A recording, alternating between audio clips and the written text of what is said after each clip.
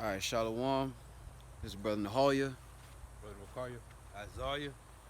We the brothers from the Orlando camp. And we're going to start off by giving all praise, honor, and glory to to Yahweh, Yahweh, Ba'ashem, Yahushai, Ba'ashem, Rukakodash. Double honors to the apostles and the elders of Great Millstone, who are the elders of Yasha Allah, and a sincere salutation to all you Akim, who are preaching this word and believing this word in all truth and in sincerity. And me and the brothers, we just walking on the path, and it reminds us of the straight gate, man. That straight path, that narrow path. So we just gonna show you the path that we're walking, and get some scriptures. Lord willing, this is edifying. Matter of fact, let's get that Matthew 13. And I just show the path real quick as we walk it. Cause hey, we on that narrow path, man. We taking that straight gate right now. And there's not many people, with us for the narrow path. That's why the brotherhood is important. And that's why the Lord gives us that spirit of faith, man. Because that broad way is comfortable because it's a lot of numbers there. But the narrow path, there's few that find that. You got it, brother. I got you got something? Oh, you got that? Yeah. This Matthew 7:13. Enter ye in at the straight gate. Yep. For wide is the gate and broad is the way that leadeth to destruction, and many there be which go in thereat. Because straight is the gate and narrow is the path which leadeth unto life, and few there be that find it. Hey, and a few that be that find it, man. And through the spirit and power, how by Shemel Shah, we got the straight gate. We have this truth, and we understand that everything that's coming to pass is the will of the Lord. And we've been chosen for that journey. In John the 15th chapter, it says, I have not chosen you. I mean, you have not chosen me, but I have chosen you. So we've been chosen to do what? To be a testament, to be a witness, all right, and to walk that straight gate, and stand boldly for it, man. Right.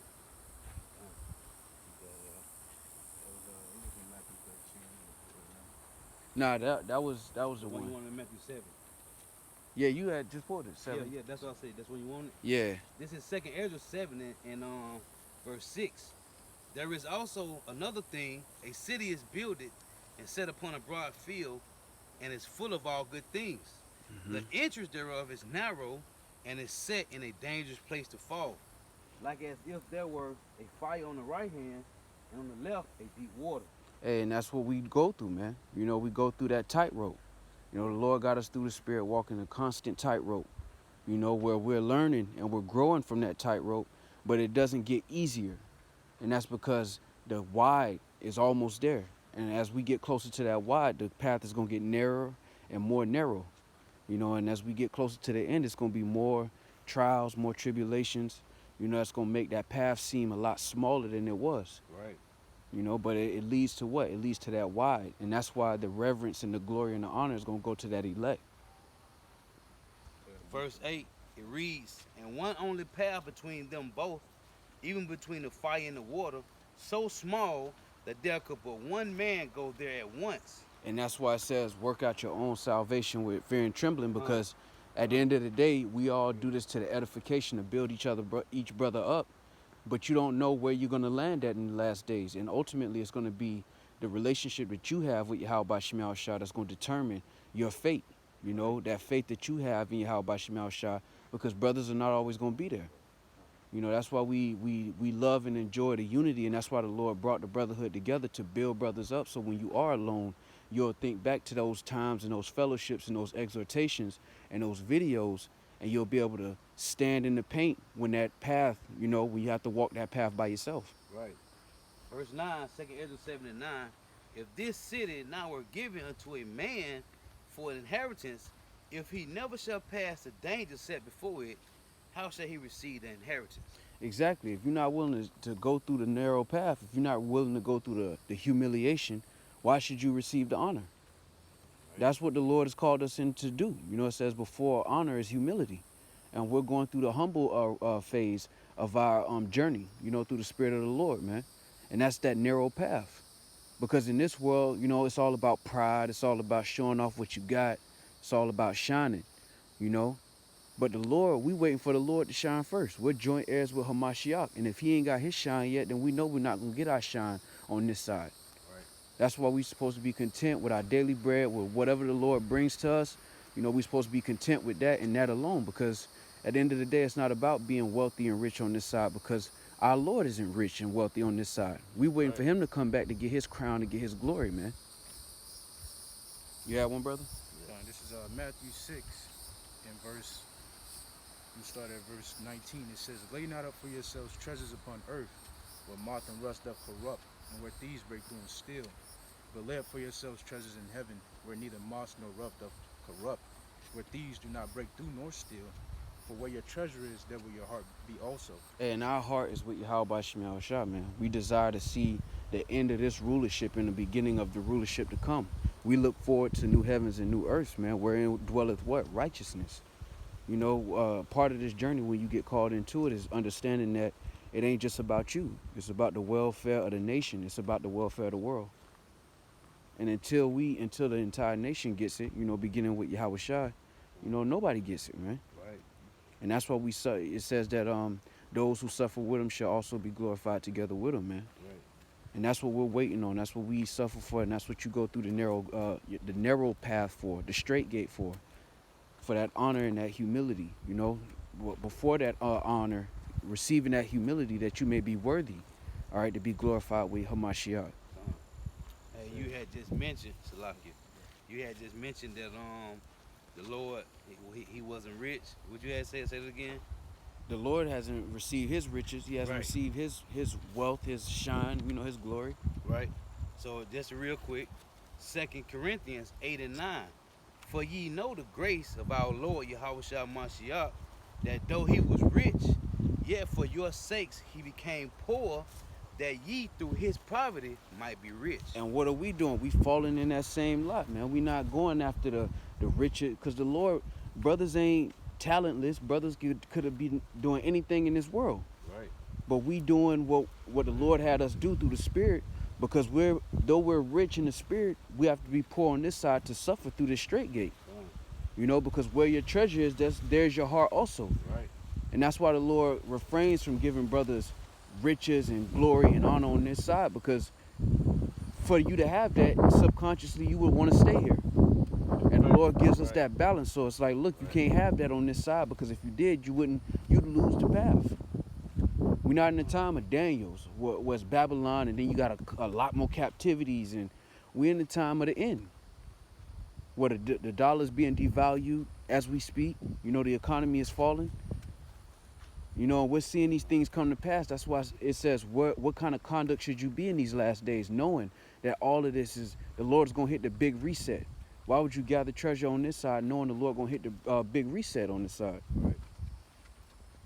It says, in verse 22, it says, "Let the light of the body is the eye." Call it again. Matthew 6 and 22, it says, "The light of the body is the eye. Therefore thine eye be, if therefore thine eye be single, thy whole body shall be full of light." And that word for single, when you look it up, it means to be simple, man. You got it. Yeah. Hey, because this is the priority, all right? This is the mission objective. You know, in the wartime, you got people that when they have their leisure time, they may play cards, but at the end of the day, the war is the general life, blood of they whole life. Their whole life is surrounded by that war. That's why it says that in 2 Timothy. You know, no man that warreth entangleth himself with the affairs of the world. Right. You may have little things that you do in this world to survive, but at the end of the day, your priority is the mission.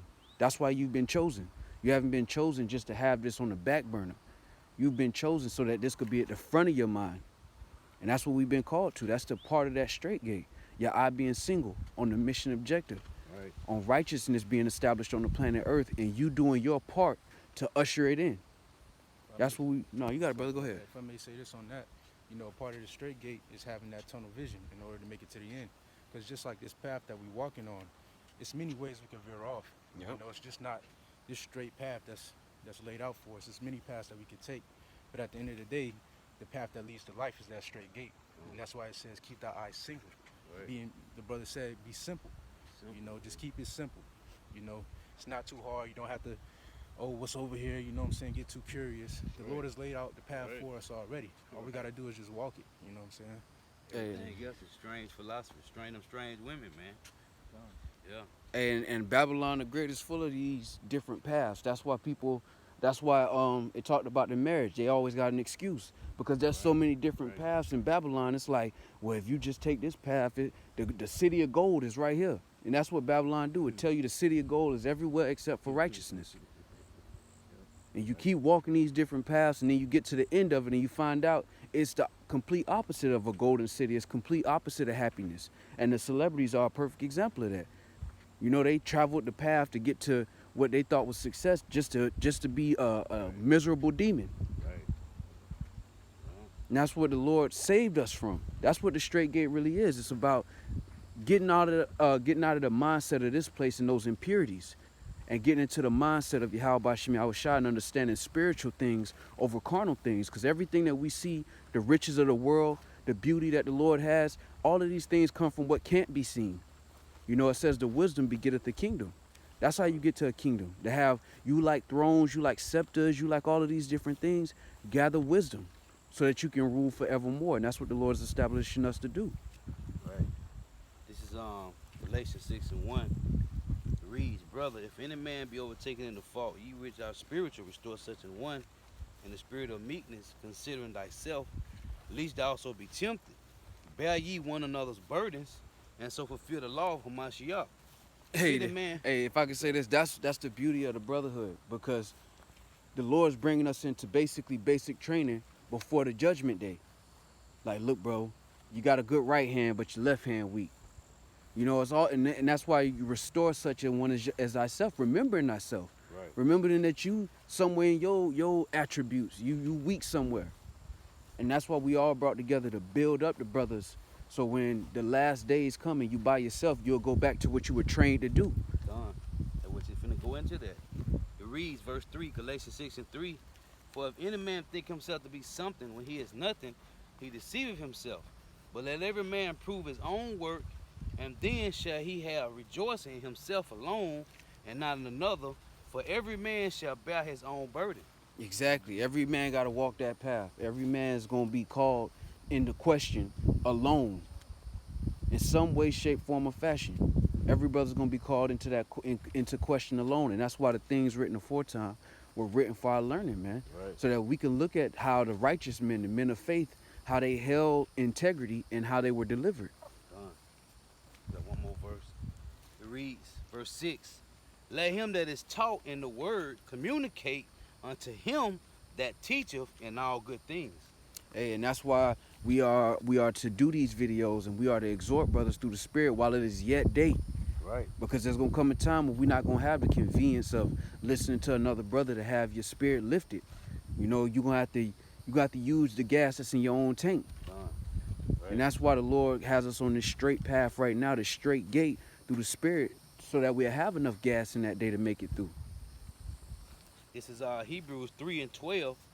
It reads, take heed, brethren, lest there be in any of you an evil heart of unbelief in departing from the living power. But exhort one another daily, while it is called today, lest any of you be hardened through the deceitfulness of sin. And what do we exhort? We exhort brothers to stay on that straight and narrow path, to stay on that straight gate, that if you stumble a little bit, to get right. Take that stumble as a lesson and keep it moving. Right. That's what the Spirit of the Lord has us doing. That's why we do the videos through the Spirit, the labor of love, because it's to do what? It's to tell a brother who's on that straight gate, keep going. Keep going. Put one foot in front of the other. Keep going, and we almost there. You had one, brother? I'm looking it up right now. Con. We just get a couple more. Con. This, let me see, real quick. This is Ecclesiastes chapter 5 and verse 10. Be steadfast in thy understanding, and let thy word be the same. Be swift to hear, and let thy life be sincere, and with patience give answer. Hey, the Lord said, let thy life be sincere. He didn't say it was going to be perfect. He said, make it sincere, man. Right. Meaning you going to make mistakes. As long as you sincere, make thy life sincere. You have no regrets because you know you for real about what you're doing. Right. You know you counted the cost, and you know that even though you're not perfect, you're doing the best that you can through the Spirit of the Lord, which is perfection if you can understand that. Done. It reads, verse 12, if thou hast understanding, answer thy neighbor. If not, Lay thy hand upon thy mouth. Honor and shame is in talk, and the tongue of a man is his fault. Exactly, and we learn these lessons through experience through this straight gate. The world not gonna teach you that. The world not gonna teach you to keep thy foot and be swift to hear Right. instead of give a word for every answer. I mean for every question when you don't know the answer. I gotta get this out. You got it. This is you got it. No, I got it. This He get Proverbs yours and then 3. get his and end it. Come on. This Proverbs 3 in verse 20. By his knowledge, the depths. Let me read 19. Proverbs 3 and 19. The Lord by wisdom hath founded the earth. By understanding have he established the heavens. By his knowledge the depths are broken up, and the clouds drop down the dew. My son, let not them depart from thy eyes. Keep sound wisdom and discretion. So shall thy be life unto thy soul, and grace to thy neck. Then shalt thou walk in thy way safely, and thy foot shall not stumble. When thou layest down, thou shalt not be afraid. Yea, thou shalt lay down, and thy sleep shall be sweet. Hey, because what? Because you know that you're given all to stand, man. Right. You know that you're on this straight gate, and you know that the one you work for is never gonna fail you. You know that. Your reward is sure. God. This is 2 Corinthians 8 and 12. It says, "For if there first be a willing mind, it is accepted according to that a man hath, and not according to that he hath not." Hey, so if your mind is willing, the Lord will meet you there. God. All you got to do is step out on faith, and the Lord is going. That's where the miracles happen. We always say that. As long as you fall into the Lord's his agenda, His will, He gonna meet you wherever you land at, even if it look impossible. That's where the miracles happen. All right. So with that, we want to give all praise, honor, and glory to Yahweh, Ba'ashem, Yahweh Shai, Ba'ashem, Rakah Kodash. Double honors to the apostles and the elders of Great Millstone, who are the elders of Yasha Allah, and a sincere salutation to all you Akim for preaching this word and believing this word in all truth and in sincerity. Shalom. Shalom. Shalom. Shalom.